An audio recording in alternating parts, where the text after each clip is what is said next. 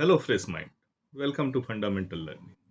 कल हम लोगों ने लाइंस और एंगल्स के बारे में जानकारी ली थी, जिसमें हमने क्या पढ़ा था कि lines can be drawn only in two methods, either it will be parallel और it will be intersecting each other. उसमें हमने एक प्रॉपर्टी और पढ़ा था कि यदि लाइंस आपस में इंटरसेक्ट करते हैं तो वर्टिकली ऑपोजिट एंगल्स जो होंगे वो इक्वल होंगे। ठीक है, तो आज हम लोग उसी को प्रूव करेंगे। उसमें थ्योरम में दिया हुआ है कि if two lines intersect each other then prove that vertically opposite angles are equal. हमने दो लाइन ले लिया, एक ए बी, दूसरा सी डी। ये इस पॉइंट पे यानी कि पॉइंट जीरो हम इसको तब तक के लिए ले लेते हैं, जीरो पॉइंट पे एक दूसरे को इंटरसेक्ट कर रहा है। तो अब हम क्या देख रहे हैं कि हमने पढ़ लिया था कि वर्टिकली अपोजिट एंगल्स इसमें कौन कौन से होंगे। तो वर्टिकली अपोजिट एंगल्स हमने इसको एक नाम दे दिया है कि ये जो एंगल हुआ बी ओ सी या C O B, that will be angle 1। दूसरा जो एंगल होगा सी ओ ए या A O C, that will be angle 2। तीसरा एंगल ए ओ डी या D O A, that will be angle 4। And fourth angle B O D और D O B will be angle 3। तो हम आप जानते हैं कि वर्टिकली अपोजिट एंगल्स कौन होगा, 1 and 4 will be vertically opposite angles and 2 and 3 will be also vertically opposite angles. तो हम पहले लिख लेते हैं कि वर्टिकली अपोजिट एंगल्स हमारा है कौन कौन सा। Vertically opposite angles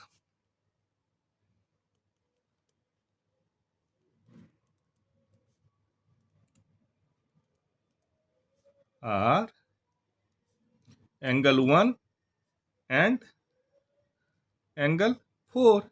same way में एंगल 2 एंड एंगल 3। तो हमें ये प्रूव करना है कि angle 1, then prove that, prove क्या करना है हमें, that angle 1 is equal to angle 4 और angle 2 is equal to angle 3। ठीक है, ये हमें प्रूव करना है। इसको प्रूव करने के लिए यदि हम लॉजिकली कंक्लूड करें अपने आप में, तो हमने कल या एक नॉर्मल थ्योरम हमने क्या पढ़ा था, लीनियर पेयर। यानी कि कोई सा भी लाइन जो है, सिंपल लाइन यदि हम ऐसे ड्रॉ कर दे ए बी और यहाँ पे हम एक पॉइंट ले लें ओ, तो ये ए ओ बी लाइन क्या बनाता है, 180 डिग्री। यदि हम इस पे एक लाइन ऐसे खींच दे तो ये एंगल और ये एंगल मिला के क्या बनाएगा, एंगल ए ओ सी और एंगल सी ओ बी मिला के क्या बनाएगा, 180 डिग्री। इतना हम जानते हैं लीनियर पेयर एंगल थ्योरम से। तो इसी थ्योरम का हम लोग यहाँ पे यूटिलाइज करेंगे। तो हमने अब ले लिया एक लाइन हमारे पास क्या है, ए बी। इसके ऊपर हम मान लेते कि ये जो है हमारा सी एक रे है। तो अब क्या बन गया, इसमें कौन कौन सा एंगल बन गया, angle 1 plus angle 2 equal to कितना हो जाएगा, 180 डिग्री। इक्वेशन 1 इसको मान लेते हैं। ठीक है, अब दूसरा लाइन हम ले लेते हैं डी सी या सी डी। इस पे हम रे ले लेते हैं ओ ए। तो इसके हिसाब से अब इस सी डी लाइन पे, ये जो लाइन ऐसे है, इस पे angle 2 plus angle 4 will also make 180 degree. Angle 2 plus angle 4 equal to 180 degree. ये इसको हम मान लिए इक्वेशन 2। तो अब हम क्या देख रहे हैं कि हम देख रहे हैं कि इक्वेशन 1 में angle 1 plus angle 2 equal to 180 degree और इक्वेशन 2 में angle 2 plus angle 4 equal to 180 degree. ठीक है, तो इसका मतलब क्या हुआ कि दोनों का वैल्यू 1 प्लस 2 का भी वैल्यू सेम है और 2 प्लस 4 का भी वैल्यू सेम है। ये हो गया हमारा पहला पार्ट। ठीक, हम अब दूसरे पार्ट के लिए जाते हैं। इसको हम फर्स्ट पार्ट को इधर से कवर कर देते हैं। सेकेंड पार्ट, अब सेकेंड पार्ट में हम क्या देख रहे हैं कि यदि अब हम इस लाइन को ले लें, लाइन ए बी को, और ऊपर से ये रे ले ले, ओ डी रे ले ले, तो क्या हो जाएगा, angle 4 plus angle 3 will make 180 degree. चलिए इसको ले लेते हैं, angle 4 plus angle 3 equal to क्या हो जाएगा, 180 डिग्री। ठीक, इसको इक्वेशन 3 मान लेते हैं। अब ये हो गया। अब यदि हम सी डी को लाइन ले लें और इस पे हम ओ बी रे खींच दें, तो अब क्या हो गया कि ये लीनियर पेयर इक्वेशन 2 बनेगा, दो angle linear pair angle 1 and 3। ये दोनों मिलके भी 180 डिग्री हो जाएगा। तो इसके हिसाब से angle 1 plus angle 3 will be 180 degree. इसको इक्वेशन 4 मान लेते हैं। ये हमारा दो पार्ट हो गया, ठीक है।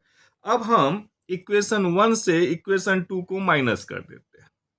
दोनों सेम है, हम इसको ऐसे भी लिख सकते हैं कि angle 1 plus angle 2 equal to angle 2 plus angle 4 लिख सकते हैं ना। अब यदि हम माइनस करेंगे तो इसमें क्या होगा, एंगल 2 और एंगल 2 खत्म, क्या बच गया, एंगल 1 इक्वल टू एंगल 4। ये देखिए, ये प्रूव हो गया हमारा कि एंगल 1 इक्वल टू एंगल 4। तो hence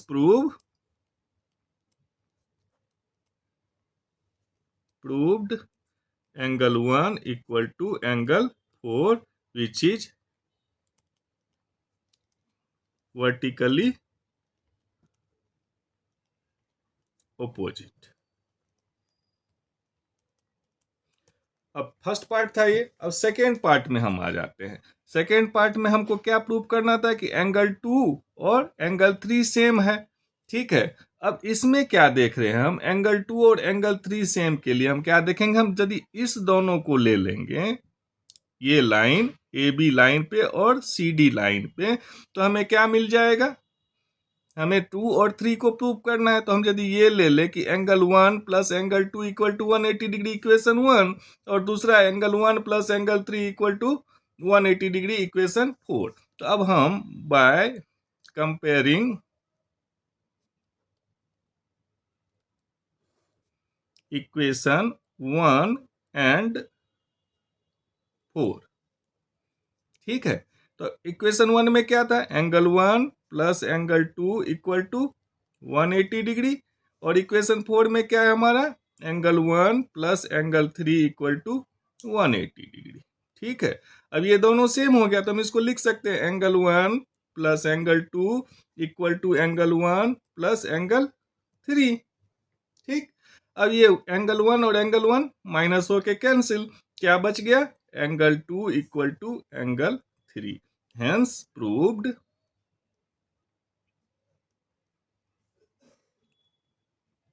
vertically opposite angle are opposite angles are equal।